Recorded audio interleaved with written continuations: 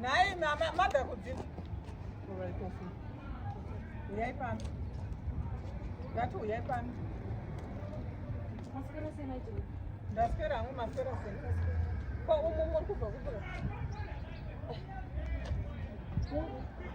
Apa pa next door pangu muri kubva kutora. Kwemi munei nazvo? Ndinei nazvo. Makuda kusplasha your word ma next door mangu manje. My words. Aiwa muri kuitei? Muri kudei? Newe chalemea kwa kuti. Muri kudei kwa pa next door pangu ini. Muri kudei chi? Muri kudziko Amai Jilimba. Ndati muri kudei. Makuda ukama ni ma next door angu kuti mundiparadze nini? Amai munazvo wande kupa ini. Aiwa. Inazvo izvo. Iwa sparo yako newe. Newe chalemea kwa kudziko. Uya pano. Shayo ini. Kusva ndiri kutsvaga baba Amai Joshua pane zvinei nei. Zvinei nei? Ire next door yangu inini. Wakupekesa mudzimba mangu. Iwe uri kuregera nyanya ichipinda pa musasamba. Handichambotsam manje. Majara kundiona ndobva ndagumbuka. Ndobva ndapopota. Inini chakada kuti ndikudzidziseka. Vana sasamba vatakakura tichiwirirana panapa. Asina chikonzero chako iwewe. Takutotadza kuwirirana nekuti wakupinda mudzimba dzausinei nadzo. Uri kutsvaga yapo. Chikonzero changu. Imi endai kumba kwenyu. Aiwa ndiendi ngawapesa nyaya yawo. Mati. Ndati handidi kuona pama next door nebhangu. Handidi. Iwe sparo. Iwe sparo. Zvamupesa zvinawo. Wavaregereko vachipinda.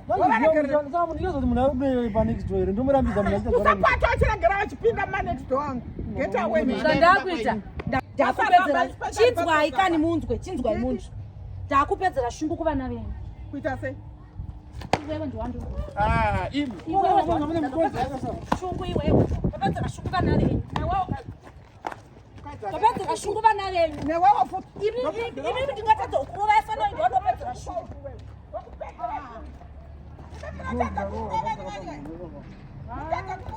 Siyanai navo amai ava.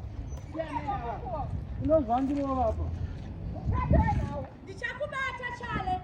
Sparo ndichakubata. Endai kumba kwenyu. Ndiwachana chingapedzera shungu chat. Chao. Usandibvumize kupota ndichipinda kuma next door angu. Tienda kuchechi. Ndati mushana. Ndichanga ndipedzera shungu imimi chete. Mushana. Haufanirwe kuenda ma next door mangu. Zveshenyu izvo. Akangoenda chete ma next door. Taparadza.